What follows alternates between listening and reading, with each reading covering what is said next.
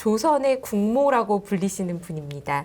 염경아 신영증권 연구위원님 모셨습니다. 안녕하세요. 안녕하세요. 안녕하세요. 네. 네, 조선은 이분께 들어라. 제가 오랫동안 여의도에서 말씀을 많이 들어왔는데요. 네. 처음 저의 게스트로 나와주셔서 감사드립니다. 네, 반갑습니다. 네, 지금 실적 시즌이 거의 마무리가 됐죠?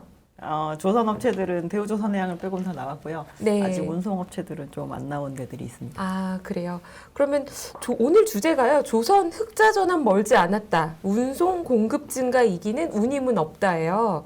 조선 업체 지금까지 나온 2분기 실적 어땠는지 먼저 좀 설명해 주시겠어요? 예, 제가 화면에 네, 여러분 오늘 자료는요. 2부와 3부 자료는 저희 인포맥스 게시판에 올라와 있으니까요. 같이 봐주시면 좋을 것 같고요. 네, 화면 보면서 설명해 저희가 주시겠습니다. 보기 편하시라고 글씨를 이제 크게 해서 네. 가지고 왔는데요. 지난 분기 대비해서 조금 변동폭에 신경을 써서 보시면 될 것 같습니다. 작년 대비해서도 줄었다는 거 하나만으로도 저희가 이제 좀 좋은 실적을 냈다라고 평가를 하는 네. 편인데 네. 이제 작년 재작년부터 시작해서 매 분기 저희가 실적 시즌 되면은 적자 나고 이번에 재료 가격이 많이 올라서 얼마만큼의 일회성 손실이 있었고 그 핑계를 지금 몇 분기째 대고 있었던 상황이었잖아요. 근데 이번에도 이제 2분기 실적 발표 나기 전에 또 재료 가격이 많이 인상된 부분이 이번에도 반영이 될 게 있다라는 네. 얘기가 돼서 그럼 이번에도 실적이 되게 안 좋겠네요 라고 하면서 이제 여러 가지 걱정이 있었지만 그래도 매출이 꾸준하게 늘고 있는 네. 상황이고 네. 일부 업체들 기준으로는 적자를 대폭 줄이는 모습을 보였다는 거에 대해서 좀 긍정적으로 생각을 할 만한 부분이 있습니다. 특히나 저희가 매출이 늘긴 했지만 아주 소폭밖에 늘지 않았는데요. 실질적으로 저희가 올해 지금 2분기에 인도하고 있는 선박들을 언제 수주를 했는지를 보면 그 수주했던 시기가 대단히 그 선박이 발주 시장이 막 활발하고 막 이랬던 때가 아니라 네. 이게 코로나가 되고 나서 해운사들이 돈을 많이 벌고 발주를 막 재개하기 좀 전에 받았던 물량들을 저희가 아직까지도 건조를 하고 있는 상황입니다. 근데 네. 이제 내년부터는 본격적으로 이렇게 선가도 오르고 발주도 훨씬 많이 돼서 양 자체도 늘고 가격 자체도 이제 느는 시점이 되면 지금보다 훨씬 더 많은 마진을 볼 수 있지 않겠냐라고 좀 기대를 해볼 수 있는 그런 부분 때문에 네. 지금까지 실적지 나올 때마다 또 적자구나라고 하면서 그냥 이렇게 지나갔었는데 이제 건조량이 늘게 되면은 흑자 전환도 좀 가능하겠네요라는 그런 가시성을 어느 정도 보여준 실적이었다라고 저희는 보고 있는 편입니다. 그래서 네. 실적을 지금 제가 숫자를 쭉 보다 보니까 예를 들어 적자가 늘어나는 회사도 있고 그러니까 1분기보다는 또는 1분기보다 많이 줄어든 회사도 있는데 왜 차이가 났을까요? 그거에 대해서 한번 좀 예를 들어 미포조선은 보니까 아주 많이 줄었는데 네네. 예를 들어 현대 3호는 조금 늘었고 근데 미포랑 3호의 선종이 다른 건 알지만 그래도 방향성이 다르기는 사실 쉽지 않은데 왜 달랐을까요? 저런 거는? 일단 요번에 3호중공업 그리고 삼성중공업 이런 데에는 그 다른 업체들한테 있지 않았던 리스크 중에 이제 러시아 문제가 러시아 터졌고 문제, 네. 저희가 그거와 관련된 물량을 지금 건조를 실제로 하고 있거든요. 그래서 그거와 관련된 손실을 이제 이례적으로 떨어냈던 그런 부분들이 있는 업체와 안 있는 업체가 조금 실적이 차이가 났다고 보시면 될 것 같습니다. 그래서 그리고 1분기까지 저희가 재료 가격이 인상되는 부분을 조금 적극적으로 반영을 하지 못했던 업체들 같은 경우는 상대적으로 1분기보다 2분기에 조금 더 손실을 반영을 하는 과정이 있었고요. 그래서 실제로 현대중공업 그룹 안에 사업회사가 3개가 있는데 이 사업회사 3개가 올해 2분기에 강제 때문에 한 1,300억 정도의 일회성 손실을 떨었거든요. 근데 그보다 지금 사이즈가 작은 삼성중공업이 2분기에 강제 관련해서 떨어낸 손실이 한 1,800억 정도 됩니다. 그거는 이제 당연히 회계법인들도 다르기 때문에 어느 정도의 가격으로 하는 게 맞다. 그리고 그 회사가 매입하는 단가 자체도 당연히 똑같을 수가 없기 때문에 그 기준을 어떻게 세웠냐의 차이인데 저희가 1분기에 상대적으로 덜 쌓은 데들 같은 경우는 2분기 이번에 확실하게 반영을 한 편이고요. 1분기에 이미 반영을 좀 많이 해놓은 부분들은 그 나머지 차액에 대해서만 반영을 하다 보니까 이렇게 미세하게 차이가 난 부분이 있었고 현대사무중공업 같은 경우는 아예 러시아 관련된 프로젝트 때문에 한 1,000억 정도를 그냥 손실을 일시적으로 떨어낸 부분이 있고 그 부분을 제외한다라고 한다면 여기도 사실 영업적인 손실은 조금 줄였을 거라고 볼 수 있는 만한 상황입니다. 근데 이 러시아 프로젝트가 약간 조삼모사 성격이 있는 게 그 주체한테 결국 팔지 못한다고 계약이 해지된 다음에 바로 다음에 다른 주체한테 더 높여서 팔았거든요. 네. 그래서 네. 3분기 실적이 나올 때는 오히려 이제 그게 역으로 환입이 되는 네. 그런 효과가 있을 거라서 2분기 실적이 이미 조금 판매가 됐어요? 네네 이미 아, 판매가 네. 됐습니다. 그 좋은 시기에 LNG 관련된 선박을 인도를 받을 수 있는 이제 권리를 이제 더 돈을 얹어서 산 거죠. 다른 네. 주체들이. 그래서 오히려 3분기가 되면 실적이 대폭 좀 좋아지는 부분을 보일 수도 있는 상황이다라고 보시면 될 것 그럼 같습니다. 말씀하신 그 이제 3분기에 좋게 반영될 만한 것을 제외하고 봐도 3분기에는 확실히 실적이 좀 좋아진다고 보시나요? 현대중공업이나 뭐 대우조선해양 같은 경우는 이 삼성중공업과 달리 해지 전략이 좀 다르거든요. 네. 이렇게 수주를 하는 당시에 100% 해지를 하는 회사는 삼성중공업이고 대우와 현대는 60% 정도만 해지를 하고 나머지는 실제로 매출이 일어나는 당시의 환율이 되게 중요한데 그렇게 되면 저희가 환율이 올랐을 때 오히려 이익률 자체가 상승하는 효과가 있을 수 있는데요. 네. 그 부분이 반영이 돼서 현대중공업 그룹이 저희가 원래 연말에 이익이 날 것 같다라고 말씀을 드렸는데 그 가이던스를 조금 땡겨야 될 것 같습니다라고 이번에 이제 저희한테 내용을 공유해 주신 바가 있습니다.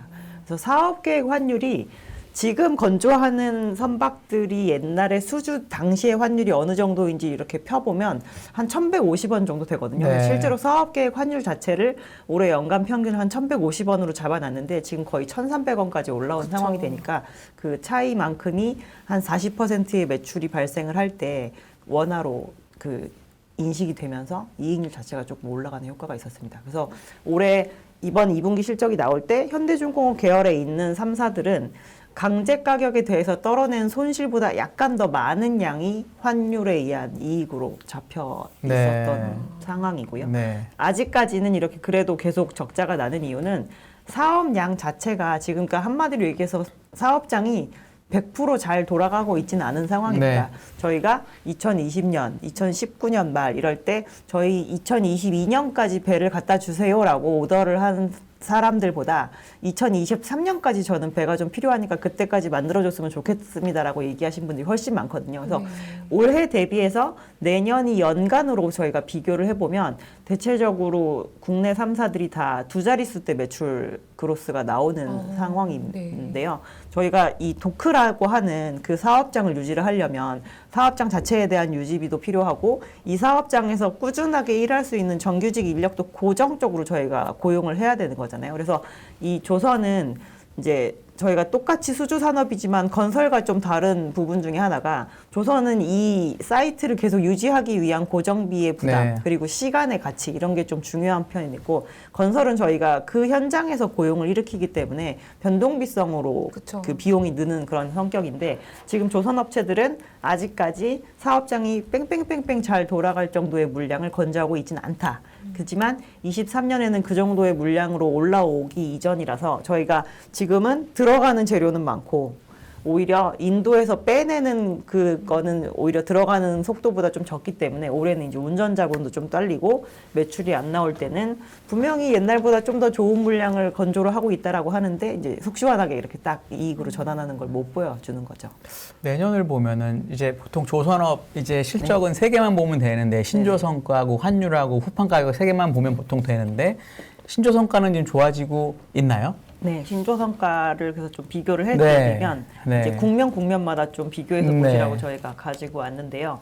이거는 특정 업체는 아니고 한국에 있는 모든 조선 업체들이 네. 수주를 했던 시점이 왼쪽 축 그리고 그 선박들이 인도가 되는 시기가 오른쪽 축입니다. 그래서 요번 분기니까 22년 2분기라고 네. 보시면은 22년 2분기에 실제로 집중적으로 많이 수주했던 시기가 20년 3분기, 네. 20년 4분기 이렇잖아요. 그리고 이게 23년으로 이렇게 훅 넘어가서 가장 많이 차지하는 때를 보면 21년 1분기, 2분기 때 물량들이 네. 많이 인도되지 않습니까? 그래서 그 당시에 저희가 선가가 어떻게 변했는지 보시라고 가져왔는데요. 네. 실제로 21년 이 초반까지는 거의 선가가 움직이지 않았던 네. 구간이었다고 보시면 될 것 같고 21년이 되어서야 선가가 되게 본격적으로 오르기 시작을 했습니다. 그래서 이때 당시까지 수주했던 것보다 21년 상반기에 수주한 것들은 가격 자체가 되게 많이 올라가고요. 21년 동안 연중 이 신조성과 지수라고 하는 게 연초 대비 연말까지 한 22% 정도 올랐거든요. 네. 근데 이런 개별 선종들 기준으로는 이제 이 선가 자체가 되게 지지부진했던 한 2018년 연말 대비해서 얼마나 올랐나 그럼 대체적으로 다 30~40% 네. 정도씩 올랐습니다. 그래서 똑같은 재료비를 쓴다라고 하더라도 제품 자체를 찍어낼 때 더 비싼 값으로 찍어내기 때문에 내년에는 이익 전환이 안 된다라고 하면 그건 사실 사업장에 어떻게 보면 문제가 있다라고 볼 수가 있는 그렇죠. 거죠. 신조성, 그러니까 지금 짓고 있는 배들의 신조성가 브레이크다운이 좋은 거는 명확한데 신조성가의 예를 들어 뭐랄까 지금 미래 수주하는 아웃룩은 거는, 네. 어떨까요? 왜냐하면 주식이라는 게 미래를 많이 반영하고 명백하게 지금 환율은 떨어질 것 같으니까 좀 안 좋고 하지만 후판 가격은 정말 엄청나게 빠질 가능성이 높으니까 이건 좋은 거고 그럼 남은 하나의 변수는 이제 신조성가인데 지금 하고 있는 것들의 신조성가는 확실히 좋은데 새로 받는 거가 지금 도크가 한 몇 년까지 지금 차 있나요? 지금 회사들이? 일반적인 상선은 한 25년 상반기 정도까지 차 있다라고 보시면 될 것 같고요. 특정하게 우리나라에서 잘 만드는 그 LNG 캐리어 같은 경우는 이미 26년 것도 받고 있는 상황이다라고 보시면 그러면 될 것 같아요. 당연히 지금 신조성가도 많이 오르고 있겠네요. 아직도. 네네, 여전히 많이 오르고 있는 상황입니다. 그래서 이제 저희가 이 조선 산업을 볼 때는 원래 볼륨 지표가 더 중요해요. 왜냐하면 거래량이 딸리는 순간 바로 가격 지표가 내려가기 때문에 그쵸. 걱정을 하는 거잖아요. 그럼 이 도크 또 뭘로 채우나에 대해서. 근데 지금은 그러니까 작년에 연간 글로벌 시장 수주가 재작년보다 2배였었습니다. 네. 그래서 저희가 1년에 만들 수 있는 그 배의 톤수가 한 3,500만 톤 정도 되거든요. 네. 과거에 제일 많이 만들었을 때가 한 5천만 톤 정도 네. 만들었었는데 시장 자체가 사이즈가 많이 줄었잖아요. 네.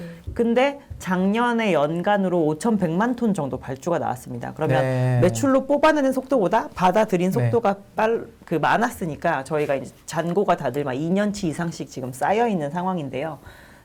여기에서 만약에 올해도 또 작년만큼 그렇게 거의 1점 몇 년치를 받아버리면 잔고가 너무 차서 대단히 미래의 물량에 대해서만 영업을 해야 되는 상황이기 네. 때문에 이제 어느 정도 안정되는 수준까지 지금 받아놓은 상황이고요. 네. 그래서 지금은 덤핑 영업을 굳이 하지 않아도 되는 네. 셀러 마켓이 확실히 네. 되어 있는 상태라 네. 골라서 지금은, 수주할 수 있는 예, 환경인 수주에 대해서 거예요. 좀 골라서 할 수 있는 상태입니다. 그래서 단적으로 저희가 이 가격 넣어놓은 것 중에서 그 VLCC라고 하는 초대형 유조선이 있는데요. 막상 전방 시장의 업황을 보면 지금 별로 좋지 않습니다. 초대형 유조선은 원유를 주로 수송을 하는데 저희가 석유 제품을 만든 것들은 요즘에 시황이 좀 올라오고 있는 상황이지만 생각보다 원유 쪽은 지금 시장이 엄청 안 좋거든요. 과거에 만들어진 타입은 막 마이너스 어닝을 막 기록을 하고 있기도 하는데 이 선박이 2017년, 18년 이럴 때 되게 안 좋을 때 거의 선박 가격이 7천만 불대 초반까지 빠져 네. 있었던 상황인데요. 요즘에는 1억 3천만 불 미만으로는 수주 안 한다라는 게 전략입니다. 거의 2배네요. 네, 막상 그렇다고 지금 탱커 시황이 엄청 좋은 것도 아니지만 다른 업황이 좋아져서 도크를 지금 이제 채워놓고 네. 나니까 지금까지 발주가 나오지 않았지만 앞으로 나오게 될 주력 선종에 대해서도 저희가 가격 그 하한선을 확 높여버리는 거죠. 네. 내년에 실적에 반영될 그 선박들은 그러면 가격이 충분히 지금 좀 올라가는 이 원자재 가격이나 이런 것들을 반영해서 이 계약이 돼 있는 것들이라고 볼 수 있을까요? 그리고 지금 제가 충당금을 떨 때 지금 남아있는 수주 잔고에 대해서 만약에 낮게 책정해놨던 후판 가격을 미리 다 땡겨가지고 손실을 떠는 것이기 때문에 내년은 일단 이제 제로 베이스로 시작하는데 네. 여기에서 선가 자체가 제품 가격이 올라가면 단가가 올라간 것만큼 매출로 내년에 애드가 되는 인도하는 배들이 계약이 그 가격이 확정이 안 돼 있는 것들 아니죠. 가격이 확정이 되어 확정돼 있죠. 있죠. 예, 수주하는 그 당시에 저희가 그렇죠. 확정을 근데 해서 그게 받으니까요. 나쁘지 않은 가격으로 가져와 있고 뭐 평균적으로는 이제 저희가 손익분기점 대비해서는 연 평균으로는 한 10% 정도까지 올라갈 수 있지 않을까 네. 보고 있고요. 네, 그런 상태에서 지금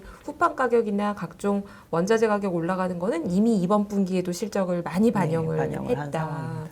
그럼 여기서 추가적으로 원자재 가격이나 뭐 임금 인상에 대한 리스크는 없나요? 임금 인상에 대해서도 충당금을 작년 한 하반기 정도부터 계속 떨고 있는 상황이고요. 그러니까 네. 인건비 개정에 대해서는 사실 지금 고민이 많은 섹터 중에 하나예요. 저희가 그동안 글로벌 캐파가 40%가 줄었으니까 그 그쵸. 안에 있던 그 고용된 인원들을 얼마나 많이 줄었겠어요. 저희가 옛날에 제 기억에 25만 조선 인구라고 막 얘기했었거든요. 그 관련된 노동자가 네. 거의 25만 명 정도 된다라고 했었는데 그 인원도 진짜로 많이 줄고 다른 산업으로 상당히 많이 간 상황입니다. 그리고 최근에 이제 저희가 하청업체들의 인건비 관련해서 뭐 여러 가지 이벤트가 있었잖아요. 근데 이제 그거에 대해서도 뭐 아웃소싱 단가, 뭐 인건비 인상하는 거에 대한 임담협 이 과정을 계속 거치면서 작년부터 지금까지 계속 그 부분도 반영을 해서 네. 올리고 있는 상황입니다. 네. 그래서 단순히 후판 가격만 뭐 원래 가격 대비해서 더블이 되었으면 저희가 전체 원가 중에서 한 17에서 20% 정도 네. 차지하니까 그럼 제품 가격 20% 올리면 무조건 이익 나야 되는 거라고 보는데 이제 그게 빨리 이렇게 실현이 되지 않는 이유는 다른 원가들도 어느 정도 많이 올랐기 때문이다라고 보셔야 될 것 같아요. 네, 지금 구독자님들 질문 중에 전 이게 매우 중요하고 너무 좋은 질문 같은데 네. 보통 이제 조선업체들이 돈을 받을 때 마지막에 많이 받잖아요. 보통. 헤비테일도. 네, 그런데 만약에 미인수를 하게 되면 고객이 그거에 대한 어떤 보험이나 이런 게 있느냐라고 질문을 해주셨는데 저도 옛날에 조선 잠깐 볼 때 항상 이게 문제였던 걸로 제가 기억을 하거든요. 혹시 요즘은 어떻게 하고 있나요, 기업들이? 요즘에도 약간 여전히 헤비테일이고요. 네. 근데 이 헤비테일이 더 크게 문제됐던 것 중에 하나는 이제 해양 플랜트 때문에 네. 그랬잖아요. 왜냐하면 저희가 배는 아무리 커도 만드는데 한 10개월에서 12개월 네. 정도밖에 안 걸립니다. 그래서 앞에 뭐 5 이렇게 받다 나중에 80을 받아도 계속 그게 회전이 되면 네. 전반적으로 문제가 안 일어날 수 네. 있는데 저희가 예전에 이제 세양 플랜트 같으면 뭐 드릴식 같은 경우는 24개월 네. 그리고 막 FLNG 처음 받을 때는 거의 건조 기간 40개월 걸렸거든요. 네. 그럼 앞에서 정말 조금 받아서 재료비 계속 투여했는데 마지막에 그 큰 덩어리의 80%를 못 받고 끝나버리면 이제 크게 사단이 나는 네. 거지만 상선은 페이먼트가 옛날처럼 그렇게 스탠다드로 정말 20 이렇게 되면 참 좋겠지만 네. 아닌다고 했을 때는 회전율만 좀 어느 정도 정상적으로 돌아가게 되면 그 해양 플랜트에서 차질이 생겼을 때보다 조선업체들이 그렇게 그 네. 현금 돌아가는 게 어렵진 네. 않을 겁니다. 네, 네. 근데 그 부분에 대한 수정이 있었으면 좋겠다라고 하는 게 저희가 알기로도 조선업계의 요청 사항인 걸로 알고 있는데요. 네. 해운사들이 이제 상당히 많이 돈을 벌었고 요즘에는 보면 저희가 선박금융이라는 제도를 이용하기 때문에 은행이 중간에 주는 그 페이먼트가 그런 식으로 바뀐 거거든요. 네. 근데 해운사가 자기가 에쿼티로 박는 그 퍼센테이지가 옛날보다 많이 올라왔어요. 돈을 네. 굳이 빌려서 짓지 네, 않고 네, 네. 자체적으로 부담을 하는 경우도 많이 늘어난 상황인데 그렇게 되면 그 페이먼트는 오히려 앞부분에 많이 될 수도 있는 네. 부분이라 네. 그 사가는 쪽에 대한 그런 재무적인 우량함이 좀 유지가 된다라고 한다면 이렇게 지불하는 거에 대해서도 책정이 어느 정도 바뀔 수가 있을 텐데 저희가 코로나 직후에 전무후무하게 지금 대단히 업황이 좋아진 상황이지만 네. 지속 가능성은 사실 알 수가 없는 그렇죠. 부분이잖아요. 네. 그래서 아직까지는 이제 벌어들인 돈으로 작년에 뭐 주주들에게 특별 배당을 한 경우도 있고 직원들에게 상당히 크게 성과급을 준 네. 부분도 있긴 한데 투자를 해야 된다라는 걸 언제든지 해운사들은 감안을 하고 있기 때문에 이제 이거를 어느 정도 쌓아놓고 앞으로는 어떻게 어느 정도 투자를 해야 될지에 대해서 이제 지금은 고민하는 구간인 것 같습니다. 네. 그 부분이 바뀌려면 해운업이라고 하는 게 약간 이익이 상향 평준화돼서 옛날보다는 꾸준하게 이 정도의 네. 이익은 나오나 보다라고 네. 바뀌면 그게 점진적으로 바뀌지 않을까라고 네. 보고 있는 상황입니다. 네. 그럼 좋은 걸로 하나 여쭤보면은 제가 옛날에 기억이 나는 용어가 연속 건조라는 용어가 탁 지금 기억이 네. 나요. 그래서 아까 말씀하신 대로 물량이 많이 늘어나면 훨씬 더 효율적으로 이익을 많이 낼 수 있다. 그렇죠. 이런 얘기를 제가 막 10년 전 일이 기억이 나는데 예를 들어 아까 얘기하신 대로 도크가 20몇 년까지 쌓여 있고 그렇다면 당연히 조선사들은 되게 효율적으로 도크를 운영하려고 할 거고 그러면 아까 얘기하신 물량이 늘어나면서 좋아지는 폭이 혹시 예상보다 더 좋아지거나 뭐 이럴 수는 없을까요? 이게 뭐 당장 내년은 아니다라고 하더라도. 네. 24년 수익이 상당히 극대화되지 않을까라고 기대를 하긴 하는데 24년에 네. 말씀하신 거와 같은 연속 건조는 똑같은 선종을 쭉 건조할 네. 때 나오는 그런 시리즈로 반복 작업할 그겁니다. 때 효율이 그러니까 앞에 설계 딱 한 번 하고 쭉 똑같은 작업을 계속하면 네. 뒷토선 만들 때쯤에는 효율이 엄청나게 네. 올라와 있어요. 맨날 똑같은 네. 걸로 막 열척제 네. 만드는데 앞에 1, 2, 3, 4, 5 만들 때보다 잘 네. 만들듯이. 근데 지금은 수주를 이제 특정하게 카타르 프로젝트라고 해서 요즘에 계속 얘기가 됐던 네. 그 프로젝트 같은 경우는 한꺼번에 100척이 나오는 거라 그런 연소건조 효과에 대해서 기대를 할 수 있지만 나머지들은 뭐 그냥 컨테이너, 뭐 네. 탱커 막 이런 것이기 때문에 그거에 대해서 특정하게 더 효율이 올라가지 않을까를 생각할 수 있는 부분은 조금 제한적인 것 같습니다. 지금 그렇진 않구나. 네. 특히나 네. 그 내년부터 저희가 환경 규제가 되게 강화가 돼서 많이 설계가 바뀌는 편이거든요. 네. 이제 기존에 안 쓰던 기술도 도입하고 뭐 어떠한 부분은 뭐 이러한 장치도 뭐 추가로 넣고 하는 과정이라 지금은 오히려 옛날에 안 하던 거를 해야 돼서 조금씩은 앞부분에 스터디 비용을 지불을 하고 있지 않을까. 네. 네, 네, 네. 이 조선업을 보실 때 어떤 지표가 가장 중요한 지표라고 할 수 있을까요? 여기 댓글에 질문 중에요. 뭐 BDI 지수가 빠지는데 괜찮냐 이런 질문도 있었어요. 예전에는 보면 조선은 유가 오르면 오른다 이러기도 했었고 BDI 지수에도 민감도가 좀 있는 걸로 아는데 그거 말고도 더 중요하게 보시는 지표가 있는지 아니면 이 지표들이 정말 중요한지 어떻게 생각하시나요? 일단 이 지표를 왜 중요하게 보시는지부터 말씀을 드리고 네. 시작을 운송으로 하는 연결시키면 되겠네요. 네. 지금. 네. 그러니까 BDI 지표는 전 세계 경기에 약간 선행 지표적인 성격을 갖습니다. 왜냐하면 주로 원자재를 수송을 하고 이 해상 운임이라고 하는 건 어쨌든 해운사들이 기름을 되게 많이 쓰는 주체들이잖아요. 그래서 유가에 궁극적으로는 연동이 되는 편입니다. 근데 유가라는 것이 지금이야 공급을 되게 이렇게 축소시켜가지고 가격이 고공을 행진을 하는 상황이지만 예전에는 경기 좋으면 유가가 올랐잖아요. 그래서 경기의 바로미터인 애들의 응집체가 이제 그 유가와 BDI였었거든요. 그리고 우리나라의 조선업체들이 아까 말씀드렸던 그런 해양 플랜트를 특별히 많이 했었던 부분이 있기 때문에 특히나 그것도 얕은 바다가 아니라 깊은 바다에 들어가는 걸 대단히 집중적으로 했거든요.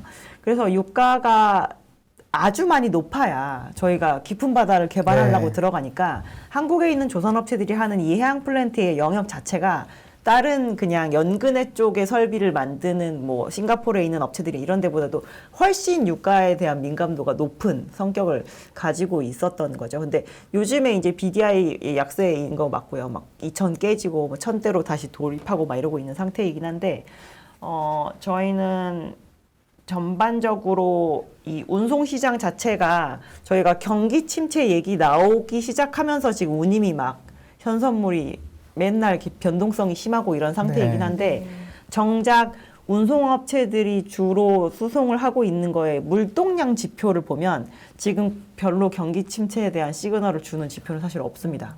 네. 미국에 있는 롱비치라는 항만이 서부에 있는 데 중에 제일 큰 항만 중에 하나인데 거기에 2분기 수송량이 히스토리컬리 하이 찍었거든요. 아, 그래요? 예, 그리고 중국도 저희가 봉쇄한다고 되게 걱정하는데 중국의 전체 항만에서 핸들링하는 컨테이너량이 저희가 5월까지 확인한 지표로는 5월이 히스토리컬리 하이였습니다. 네. 그래서 아니 봉쇄해가지고 물량 안 싣고 안 나간다라고 하는데 물동량은 이렇게 늘어있고 근데 저희가 물량 지표가 깨지지 않으면 사실 운임은 결국에는 궁극적으로 다시 올라가는 추이를 많이 보이는 편이었었거든요. 아주 크게 공급이 많이 들어온다고 하지 않는다라고 하면. 그래서 지금은 저희가 특히나 이 운임이라고 하는 건 발표 빈도가 진짜 짧아요. 매일매일 발표가 네. 되는데 이 선물이나 선도거래 시장이 되게 발달이 되어 있거든요.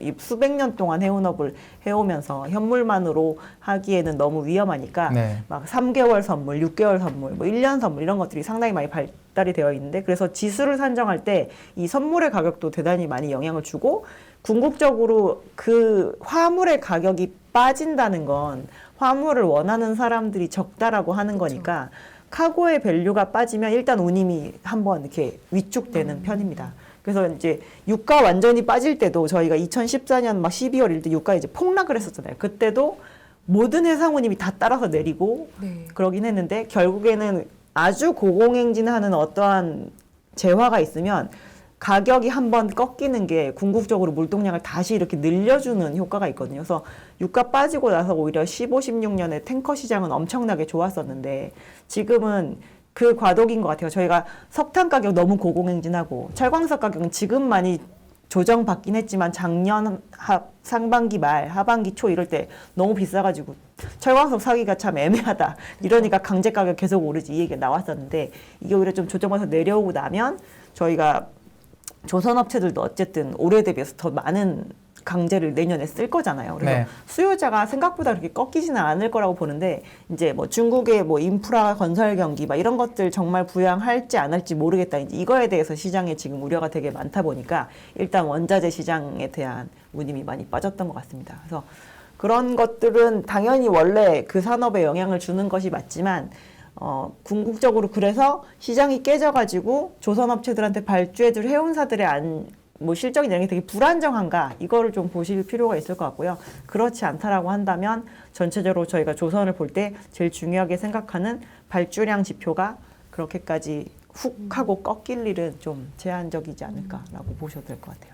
해운사들 실적이 정점을 지났다는 생각들을 되게 많이 하잖아요. 정점은 지났겠죠. 네, 근데 지난 게 보통은 지났는데 덜 꺾이기만 하더라도 괜찮다라고 생각하는 사람도 있고, 그러면 덜 꺾였으니까 돈을 많이 벌어서 그래도 이 정도면 내가 발주를 해야지 하는 경우도 있고, 아니면 많이 꺾여가지고 갑자기 많은 급격한 변화 때문에 발주가 갑자기 없어질 수도 있고 이런데 보통 수주 산업은 어닝도 중요하지만 수주의 뭐랄까 흐름도 되게 중요하잖아요. 중요하죠. 그런 관점에서는 어떻게 얘기해 줄 수 있을까요? 요즘에 아시아에 있는 컨테이너 선사들 영업이익이 60%예요.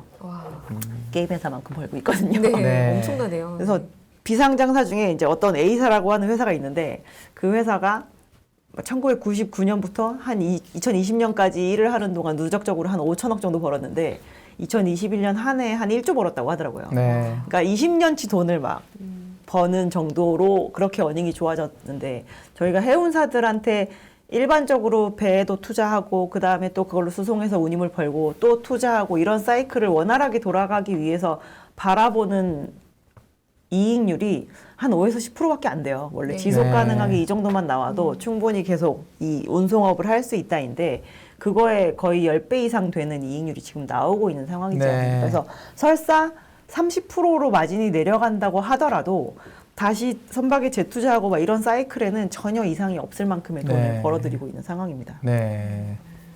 네, 그 머스크 2분기 실적 발표는 네. 네, 그 부분도 또 오늘 말씀해 주신다고 하셨는데요. 네, 머스크가 이제 저희가 1등 컨테이너 선사니까 아직까지 한국에 있는 지금 HMM은 실적 발표를 하지 않은 상황인데 잘 나오지 않을까 싶습니다. 그래서 보시면 일단 매출이 전년 동기 대비해서 52% 네. 늘었고요. 이익 자체가 120% 정도 늘어서 전체적으로 이익은 다 더블 이상씩 나고 있는 상황인데 이 상황에서 이제 저희가 딱 한 분기 실적 발표하고 나서 올해 가이던스를 전격적으로 다 올렸습니다. 네. 그래서 에비타 같은 경우는 지난 분기에 한 300억 불 정도 나올 것 같다라고 얘기했는데 370억 불로 바로 올리고 네. 뭐 이런 이익이나 프리캐시 플로우 자체가 이제 올라오니까 이제 아까 말씀하신 것처럼 추가로 더 투자할 수 있는 돈이 올해 오히려 더 들어오게 되는 상황이죠. 근데 이렇게 실적이 나올 때 올해 2분기에 아니, 머스크가 이렇게 강하게 지금 아까 300억 불에서 370억 불을 갑자기 올리면 이거는 한 2, 3% 올린 건데 이렇게 강하게 실적 가이던스를 올리는 게 흔한 일인가요?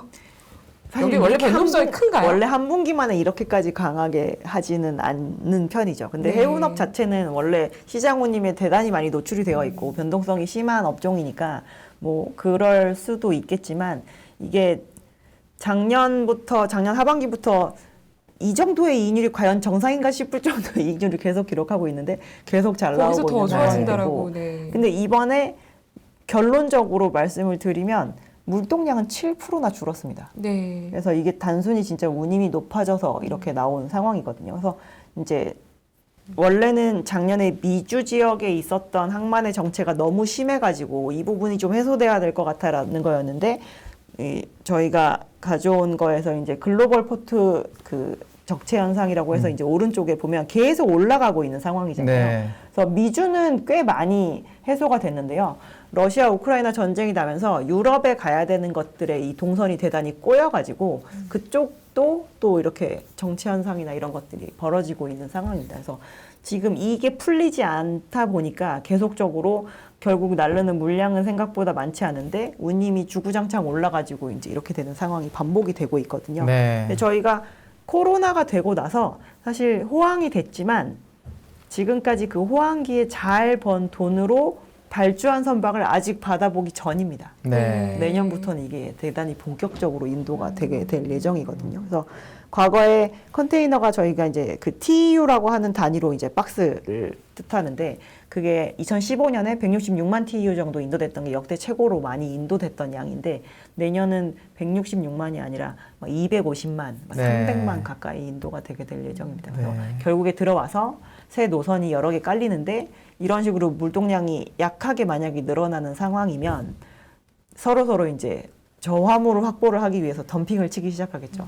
뭐 누구는 3,000불 불렀는데 저는 2,500불로 날라드리겠습니다. 이렇게 하기 시작하면 시장은 이제 빠지기 네. 시작하는 거거든요. 네. 근데 이 문제가 많이 되었던 미주 지역의 그 정체가 좀 풀리기 시작하면서 이미 지금 이 해상운임은 매주 빠지고 있는 상태입니다. 네. 저희가 올해 들어서 17번 연속 빠지다가 5월에 잠깐 이제 상하이 봉쇄 완화한대요 라고 하면서 한 4주 정도 오르더니 그 뒤로 지금 점점 더 빠지고 있는 상태거든요. 그래서 결국에는 봉쇄 기간 동안 약간 관망하는 상황이었는데 봉쇄 때 미주에서 있었던 정체가 좀 풀리고 나서 다시 실어서 보내는데도 원활하게 이게 처리가 되는 과정이 되다 보니까 운임은 그냥 빠지는구나 이렇게 되어 있기 때문에 운임은 지속적으로 빠진다고 보면 이제 올해는 올해 계약해 놨던 걸로 가니까 좋은데. 실적이 꺾이는 게 잘 보이지 않겠지만 내년이 되면서 이제 화주들과 다시 재계약하는 시점이 되면은 분명히 실적은 꺾이긴 하겠죠.